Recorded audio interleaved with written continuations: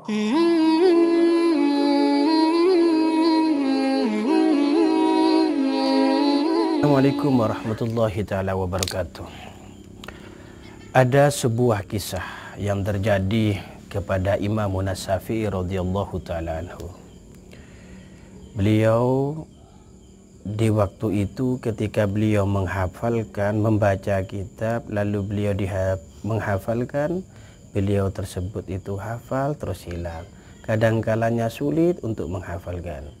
Sedangkan beliau tersebut terkenal kecerdasannya, sehingga beliau tersebut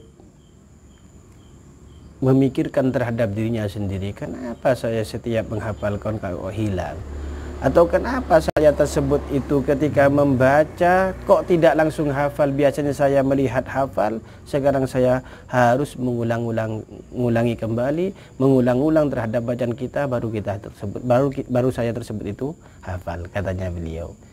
Lalu beliau tersebut itu pergi terhadap negara Yaman, yang mana di situ ada gurunya Imam Syafi'i yang bernama Syekh Waqi. Beliau sowan terhadap Syekh Waqi. Bagaimana? Beliau mengaturkan terhadap Syekh Waqi bahwa dia tersebut itu adalah su'al hifdzi, jelek hafalannya, sesuai dengan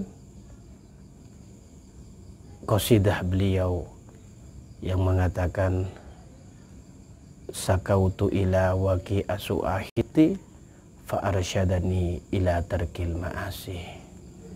Saya pergi terhadap Syekh Waqi, guru saya, karena saya jelek hafalannya. Lalu guru saya menganjurkan kepada saya untuk meninggalkan terhadap kemaksiatan. Kenapa? Fa innal ilma nurun, sesungguhnya ilmu tersebut itu adalah nur, wa nurullah la yuhda lil asi, sedangkan nurnya Allah tidak akan dikasihkan kepada orang-orang yang ahli maksiat. Wa iyadu billah. Kita pikirkan Imam Syafi'i sekali berimam Syafi'i seperti itu, masa Imam Syafi'i mau maksiat? Niscaya bagi kita tersebut ya jauh lah. Tapi apa kesalahan yang dianggap oleh Imam Syafi'i tersebut? Wallahu a'lam. Jadi sedikit pun maksiat yang dikerjakan kita, maka menumpulkan terhadap otak kita. Lebih-lebih maksiat kita terlalu banyak kepada Allah Subhanahu wa taala, niscaya kita tersebut akan gelap hati kita. Akan gelap hati kita. Naudzubillah, apabila tersebut kita sampai terjerumus terhadap yang dikatakan wangkot. Itu apa? Tidak bisa dibilangin karena kebanyakan kita tersebut bermaksiat kepada Allah Subhanahu wa taala. Sedangkan orang yang tidak bisa menerima nasihat itu adalah dikatakan qalbun qasi, hatinya keras, mau dimasukin apapun mental semuanya. Ketika dikatakan qalbun qasi, maka jauh dari rahmatnya Allah Subhanahu wa taala. Jadi apa? Qalbun qasi itu pasti jauh dari rahmatnya Allah Subhanahu wa taala, seperti keterangan yang ada di dalam kitab Safwatus Subhat karya Imam Ibn Ruslan. Dari itu marilah kita semaksimal mungkin tinggalkan kemaksiatan, baik itu maksiatul bil lisan, maksiat dengan lisan kita berucap menyakitin terhadap orang lain, ngerasanin terhadap orang lain, apapun, atau maksiatul bil ain, mata kita melihat terhadap kemaksiatan, ya, melihat terhadap auratnya orang lain dan lain-lainnya, atau telinga kita atau pemikiran kita selalu suudon kepada orang lain. Dikatakan oleh Rasulullah Shallallahu Alaihi Wasallam, haslatani sayun fawqahuma minal khair, husnudzan billah wa husnudzan bi ibadillah. Rasulullah menganjurkan kepada kita, tidak ada sesuatu yang lebih tinggi nilainya menurut Allah Subhanahu wa taala melebihi terhadap menyangka baik kepada Allah dan bersangka baik kepada hamba-hambanya Allah. Terus bagaimana terusannya hadis? Wa haslatani syai'un fawqahuma minasyarr su'udan billah wa su'udan bi ibadillah. Tidak ada sesuatu yang lebih buruk di dunia ini menurut Allah kecuali yang pertama adalah bersangka buruk kepada Allah dan bersangka buruk terhadap hamba-hambanya Allah. Termasuk kita bersangka buruk kepada Allah yaitu di dalam masalah rezeki kita.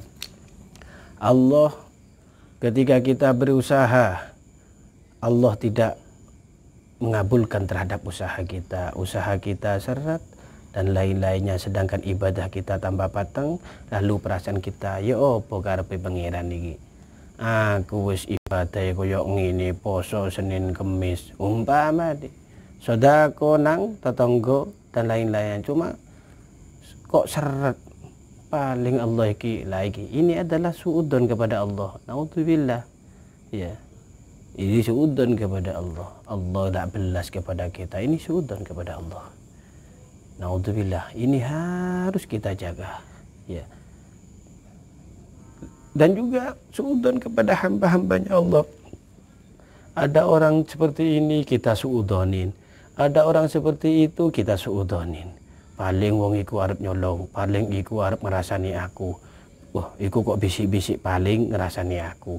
Paling iku arep ganggu iki, paling ini selalu suudzon kepada hambanya Allah. Ini hal dua ini adalah sesuatu yang paling jelek di dunia ini menurut Allah Subhanahu wa taala. Ada sebuah kisah yang terjadi di zamannya para sahabat. Ada di zamannya para sahabat, yaitu ada seseorang yang mana orang tersebut itu seorang istri yang mana mempunyai suami yang mempunyai akhlak yang jelek. Suami tersebut itu mau mencelakakan terhadap istrinya. Suami tersebut mau mencelakakan terhadap istrinya. Lalu suami tersebut itu membuat sesuatu sekiranya istrinya tersebut bisa dikatakan hal tersebut. Ya.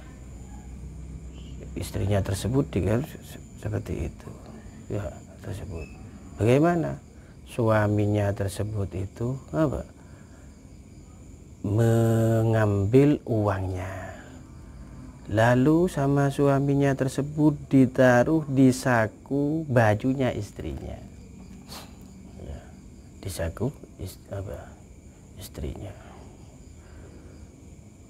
Suaminya pergi, pura-pura pergi, lama-lama datang namanya.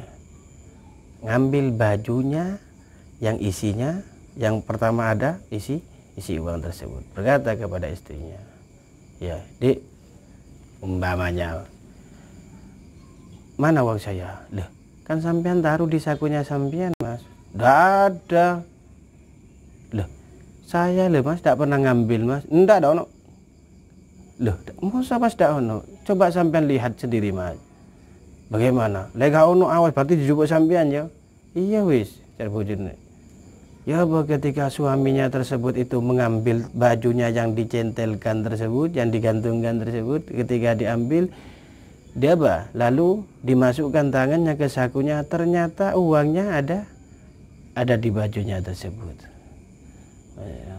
Istrinya selalu, suaminya berbuat bagaimanapun, istrinya selalu berprasangka baik kepada suaminya. Gara-gara selalu berprasangka baik kepada suaminya, Allah mengangkat derajat istrinya tersebut, sehingga uang yang sama suaminya diambil, ditaruh kepada bajunya istrinya, oleh Allah Subhanahu wa taala diganti kembali uang yang di sakunya tersebut, sehingga ketika dia memeriksa sakunya ada sakunya, sehingga istrinya memeriksa di bajunya istrinya juga ada uangnya. Ini adalah balasan Allah Subhanahu wa taala di dunia, lebih-lebih nanti di akhirat. Makanya kita harus berprasangka baik lebih-lebih kepada Allah Subhanahu wa taala. Terima kasih.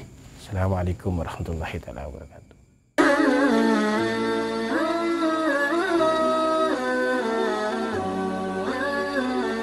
Thank you.